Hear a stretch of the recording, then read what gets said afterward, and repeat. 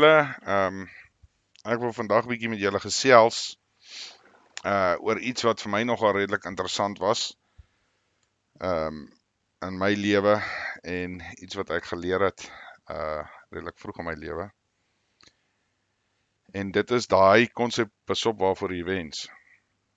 Nou ek glo die meeste van julle ken die storie van die ouer hoe kan mense nou sê, nie sê ouer mense nie, groot mense, kom ons sê so, wat wens hulle met 'n sekere hoeveelheid geld, en dan ewe skielik sterf hulle seun, en dan die maatskappy waarby hy gewerk het, daar was 'n ongeluk by die fabriek waarby hy gewerk het, besluit dan om hulle geld uit te betaal vir sy dood, en dit is dan nou presies hierdie bedrag wat hulle gesoek het, en dan eindig hulle op om die jy weet dan nou te vra die kind moet terugkom, maar dan kom hy terug waar hy nou deur die masjien opgeëet is. Nou dit was 'n storieetjie wat ek gekyk het toe ek baie jonger was. Ek dink dit iets te noem met 'n aappoot of 'n aaspoot, ek is nie eers seker nie, maar dit kom neer op 3 wense.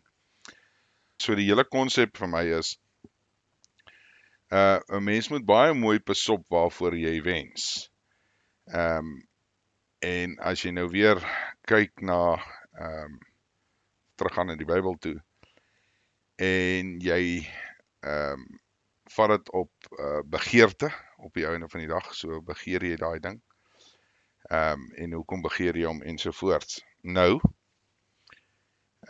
hier is nou maar die bietjie wysheid wat ek graag met julle wil deel. As daar iets is wat jy graag wil hê in die lewe, en dit maak nou nie saak of dit nou 'n kar of maak nie saak wat dit is nie. Ek gaan nou nie regtig uitbrei op wat ook al jy nou voor kan, wat jy graag wil hê nie. Dit is baie belangrik om te verstaan hoe dit werk.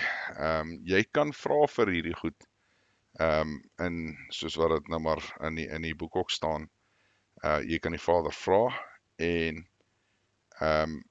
maar sodra jy gevra het, moet jy ook verstaan, jy moet berus by wat ook al gebeur dan.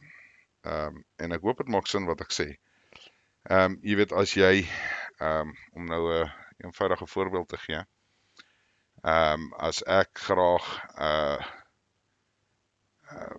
kom ons vat dit nou maar weer na voertuie toe, ek wil nou graag 'n Toyota Land Cruiser hê, argument onthaalwe, en ek vra nou die Vader, ek wil graag 'n Toyota Land Cruiser hê, en ek berus nie daarby nie, dan glo jy mos nie dat hy dit vir jou gaan gee nie. Maak dit sin wat ek vir jou sê? So elke keer as ek nou 'n gebed opstuur en sê ek soek my Land Cruiser, ek soek my Land Cruiser, ek soek my Land Cruiser.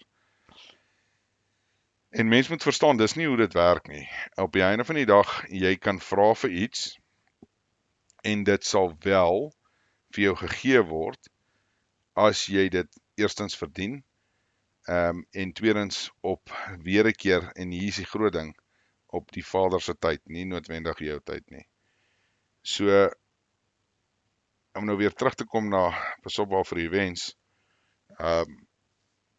jy weet, nou soek ek soek nou graag 'n Land Cruiser, want ek weet my argument onthaalwe, my oupa ry een, en dis nou vreeslike lekker bakkie, en ek vra nee, Land Cruiser, en een oggend word ek wakker en ek kry 'n oproep, ja, my oupa is nou net dood, of hy was in 'n motorongeluk, of wat ook al die scenario is, en hy het die Land Cruiser vir jou gelos. So dis nou eintlik maar die groot punt wat ek wil maak. Besop waarvoor jy wens, besop waak teen jou begeertes. Wees eerder so Salomo en vra vir wysheid, inteendeel dat jy vra vir materiële goed. Ek hoop dit maak sin vir mense wat ek nou hier gesê het. As dit nie doen nie, mense, julle weet, julle is welkom om my te kontak. En ek hoop dit help iemand ergens, net om te besef, dat ons moet meer begin fokus om die pad saam met die Vader te stap, om wysheid te hê. En onthou, waar begin wysheid? In die vrees vir die Vader. So, ons moet daai konsep verstaan. En dan sal jy al die ander goedjies sal daarmee gepaard gaan. So pas op vir wat jy wens. Pas op wat jy graag begeer. Waak teen jou eie gedagtes. Weereens, waak teen die vlees. Ok mense, ek wou dit net met julle meegedeel het. Ek hoop dit beteken vir iemand iets. En ons sal weer praat op 'n stadium. Julle moet 'n wonderlike dag hê, ons praat weer.